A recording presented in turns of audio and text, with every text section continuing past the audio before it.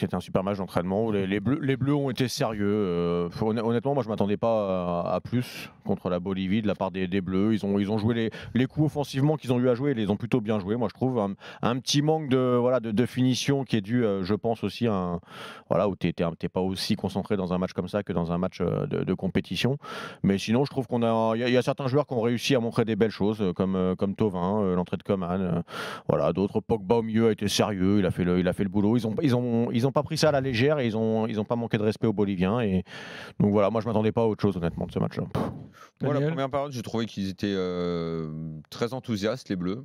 C'était assez agréable à suivre. Rapidement, ils ont fait la différence.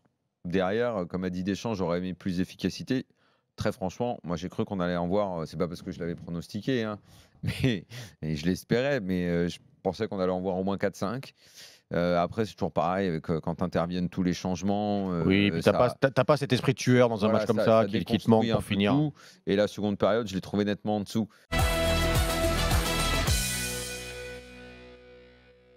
Il y a un truc qui me. Ouais, tu as raison, Thauvin et Lemar qui devaient un peu se montrer. Lemar aussi, ouais, c'est vrai. Leur titularisation n'était pas courue d'avance. Je les ai trouvés plutôt en jambes et intéressants.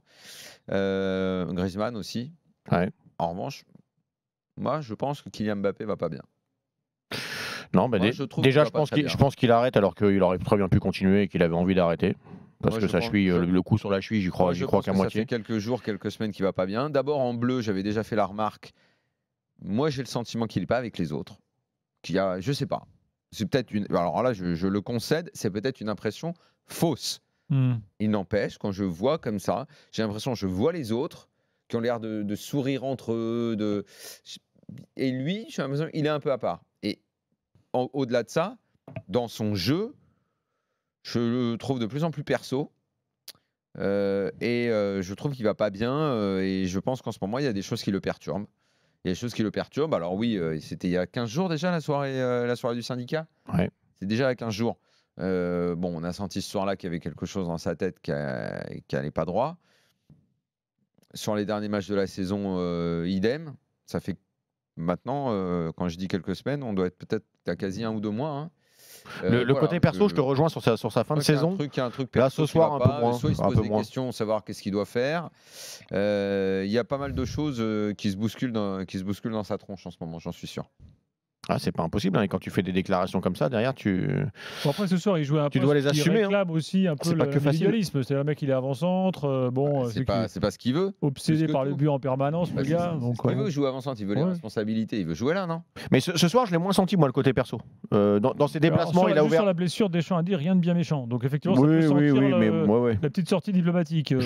Ça sentait ça, effectivement. Lionel a rigolé aussi pendant le direct parce qu'on a pensé tous les deux la même chose en même temps. Non, moi, il a essayé de trouver Thauvin 2-3 fois, mais le côté perso, je l'ai senti effectivement sur la fin de saison, moi, complètement.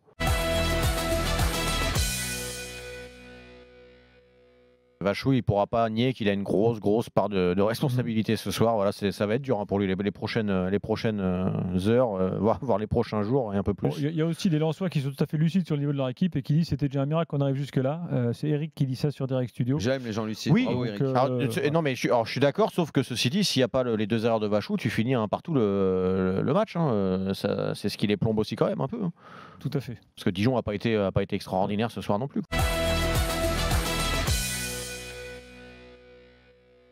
Quand tu vas voir les matchs, des fois, tu te dis, mais je suis un vieux con ou quoi? Il y a 10 ans, effectivement, ça jouait mieux en Ligue 2, et même parfois certains matchs de Ligue 1 d'ailleurs.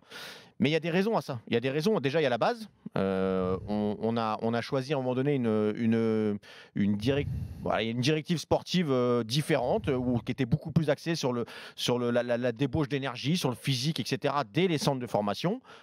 Ça recommence à changer et on recommence à s'intéresser à autre chose que le garçon qui fait à 15-16 ans la différence physiquement. Ça recommence à changer, mais ça va prendre 10 ans pour arriver là-haut, en tout cas voir les résultats dans ce que nous on regarde en Ligue 1 et en Ligue 2. C'est une vérité. Alors, il y a eu une mauvaise directrice. Et puis il y a effectivement